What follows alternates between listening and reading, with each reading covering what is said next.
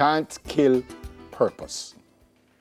So after years working as a janitor, our next guest graduated from the University of Technology with honors, earning a Bachelor of Science degree in midwifery. Jennifer Blake joins us now via Zoom. Good morning, Ms. Jen. Welcome to Smile Jamaica. It's morning time. How are you? I'm fine, thank you, Neville. And how are you this I morning? am very well, give thanks. I like when you call me name, Neville, you see it sound good, you see? Congratulations, congratulations. Not only that you now have your degree, but honors degree, fantastic. Tell me a story quickly. I've read it, and a lot of us have read the story, but tell me your story quickly. All right. So I've had a rough start, meaning as you saw where I wrote, where I was being thrown in the garbage bin, not by my mother, but by somebody who she left me with, and she did not show up in time. So I guess that friend thought the best thing was to throw me in the garbage bin. Life did not get better there, but better in some sense, but worse in some sense, where I was now at a foster home. I had a lovely foster mother, and she did the best she could, but I was still hurting. There are a lot of things that were happening, that she wouldn't know about, you know, and so it's just a whole roller coaster ride where one of my biological father came about and saying that he doesn't want her to adopt me. Now thinking that would have been, a good thing, it still did not get any better. So it led to me being homeless at one point. At age 16, I was pregnant, graduated from high school at age 16 with one subject. By this time, I'm pregnant. It did not get any better then, because by age 18, I had a child number 2. At age 20, I had child number 3. At the time, I didn't have any purpose. I didn't know who I was. I didn't know what I was about. And so I was there all over the place. My first job, the first job that I have, as a matter of fact, I started working at age 14, but it's such a long story that I can't get into everything. But at age 14, I started to work. And then my first job that I did at the age of consent, I was a janitor. I've done many other jobs, bartending. Actually, the last job that I did when I left, before I matriculated to university, I was a janitor. I was a janitor at the Jamalco Sports Club. So that was my last job that I did.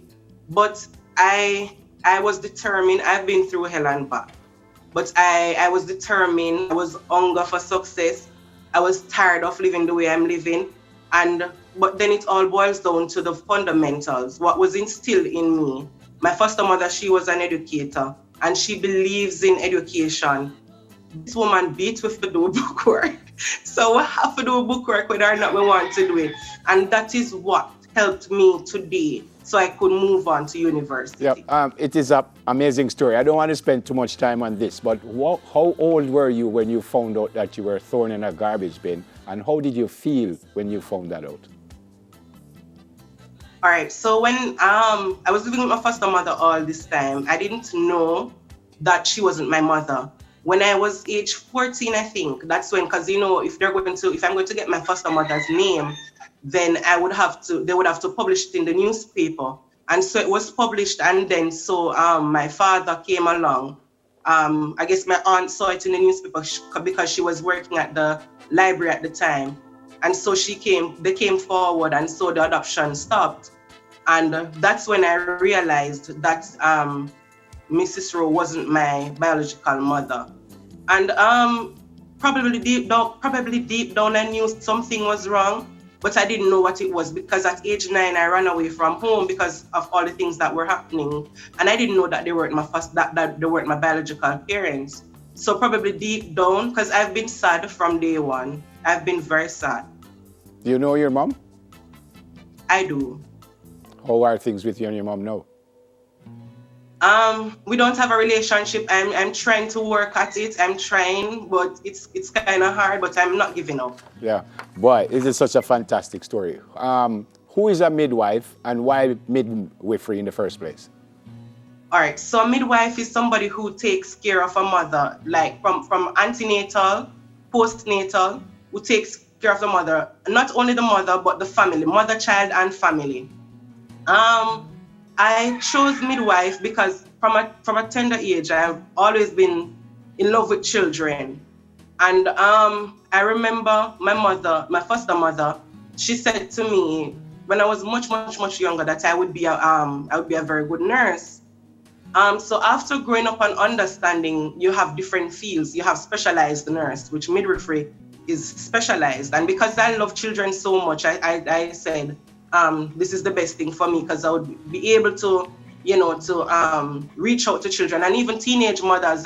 Because even when I was out there doing my practicum, there are teenage mothers who I've tried to reach out to because I told them a situation. I said, but look at me now. Yeah. I tried to tell them that all is not lost. Yeah. Don't give up, because I was once in your shoe and nobody would have guessed that I would be here now, pursuing my degree. So just don't give up. I try to reach out to teenage mothers also. Yeah, sorry to jump in, but does the midwife help in the delivery of the child also? That's what the midwife does. She delivers the baby, yes. Oh, you deliver the baby. Okay. Yes. Fantastic. So we take care of the mother from the babies in the womb. We take care of the mother from the babies in the womb, right up to delivery, and right up after delivery also. Yeah, I hear these words like closure and healing and stuff like that. Where are you now? Where are you right now? Are you healed? I wouldn't say I'm completely healed, but I'm at a better place. And after started going to university, that has helped me a lot, because before my self-esteem was like to the ground. I thought I was ugly. I thought I was nobody, and then when I started going to university and I saw other persons trying to reach out to me, they would come to me for advice. I'm like, but I'm not so bad, and then I started believing in myself, and because I couldn't express myself at one time. There's no way you could get me do this before I started university. There are times when persons are holding conversations with me and I'm like, I don't even know what to say because I just feel dumb. I just feel like I'm nobody. It is a fantastic story. You are not ugly at all, and I love you like crazy. God bless you. God bless you and your family, and all the very, very best for 2021. I'm kind of too old now, because I said, well, if I'm having a child, I send for you still, but I'm kind of too old now for that. Jennifer, it is so good to meet you, so good to see you, and what a great story, and I hope that, like myself, others will be inspired by this. I love you like crazy. God bless you. Take care. Thank you, sir. Jennifer Blake, Neville University graduate. Thank you so much for sharing your story from trials to triumph. Coming up next, folks, before we start crying, how do you recharge for 2021? We find out after the break. Empressita will have that interview. Soon come.